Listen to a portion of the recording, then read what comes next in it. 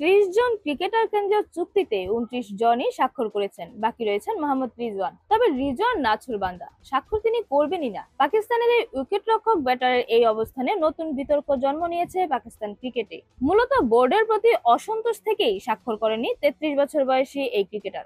2025-26 মৌসুমের জন্য ইতোমধ্যে কেন্দ্রীয় চুক্তির তালিকা চূড়ান্ত করেছে পিসিবি।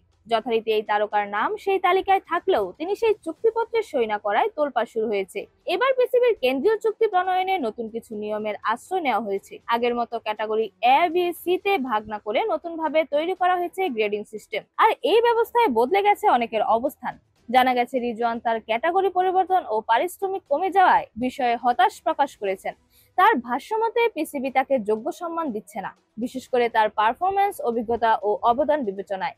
এছাড়া রিজওয়ান আরো দাবি করেছেন, নতুন চুক্তির বিষয়ে বোর্ড তার সাথে কোনো আলোচনা করেনি, বিষয়টি একতরফা সিদ্ধান্ত হিসেবেই দেখছেন তিনি। মূলত পিসিবির এই আচরণে ক্ষুব্ধ হয়েই চুক্তিপত্রে স্বাক্ষর করেননি তিনি।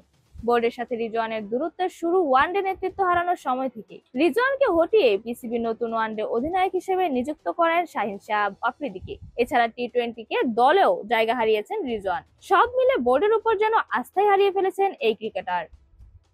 এইরকমই নতুন নতুন খেলার আপডেট পেতে অবশ্যই চ্যানেলটি সাবস্ক্রাইব করে রাখুন। ধন্যবাদ। Flavours news.